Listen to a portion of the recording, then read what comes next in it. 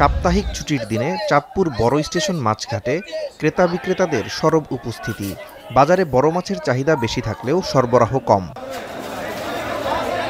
নিষেধাজ্ঞার পর আগের তুলনায় কেজিতে ইলিশের দাম বেড়েছে ৩০০ থেকে ৪০০ টাকা।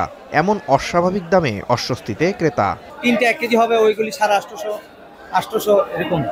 ওইভাবে সাধারণ ক্রেতাদের নাগালের বাইরে। 2400 টাকা যদি 2500 টাকা যদি কেজি হয়, তাহলে সাধারণ ক্রেতাদের জন্য এটা মনে করেন ব্যয়বহুল অনেক, এটা সম্ভব না। 1 কেজি ওলা মাছ 2500 থেকে 2700 টাকা চলতেছে। 800-900 গ্রাম ওলা মাছ 124 টাকা চলতেছে। আপনার 5টা-6টা কেজি মাছ এগুলো একটু বেশি আমদানি আর কি, আর বড় মাছ আপনার ওই রকম নাই বলে চলে। ইলিশের মৌসুম শেষ হওয়ায় সরবরাহ কম, তাই দাম বেশি। আগামীতে আরও বাড়বে বলছেন ব্যবসায়ীরা। অন্য সময় তো এই সিজনে মাছই থাকতো না, এখন সেই অনুপাতে কিছু আছে, আর কমার সম্ভাবনা নেই। এখন প্রতিদিন যাবে ইলিশের দাম বাড়বে, আর ইলিশ আস্তে আস্তে শেষ হয়ে যাবে। এদিকে চাহিদার তুলনায় সরবরাহ কমায় সিলেট ও ঝালকাঠির বাজারে ঊর্ধ্বমুখী সবজির দাম। সপ্তাহ ব্যবধানে প্রকারভেদে সিলেটে সবজির দাম বেড়েছে কেজি প্রতি 20 থেকে 40 টাকা। ঝালকাঠিতে অধিকাংশ সবজির দাম কেজি প্রতি 10 থেকে 20 টাকা বেড়েছে। আবহাওয়ার পরিবর্তন, পরিবহন ব্যয় বৃদ্ধি ও আবাদ কমায় সরবরাহ সংকট তৈরি হয়েছে। আর সরবরাহ কম থাকায় সবজির দাম বাড়তি বলছেন বিক্রেতারা।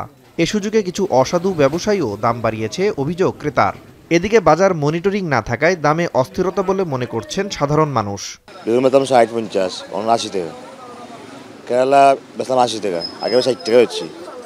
ঝিঙ্গা হচ্ছে আপনার 40-50, তখন বিক্রি আপনার 80 টাকা। বৃষ্টি হয়েছে, বৃষ্টিতে অনেক মাল নষ্ট, খেতারের গাড়ি ঘোড়ার দাম বাড়ছে, এই বাড়াই গিয়ে কিছু দাম বাড়ছে, আর বেশি না। প্রতিটা জিনিসের দামই খুব বেশি, এটা আমাদের নাগালের বাইরে। আমরা মধ্যবিত্ত যারা, তারা খুব কষ্টের মধ্যে আমরা আছি। এছাড়া মৌসুমের শেষ পর্যায়ে ময়মনসিংহের বাজারে গেল সপ্তাহ থেকেই আড়তগুলোতে সরবরাহ কমেছে দেশি পেঁয়াজের। তাই সপ্তাহ ব্যবধানে কেজিতে 25 থেকে 30 টাকা বেড়ে পেঁয়াজ বিক্রি হচ্ছে 96 থেকে 100 টাকা। এছাড়া বাজারে এখনও চড়া সব ধরনের মশলার দাম।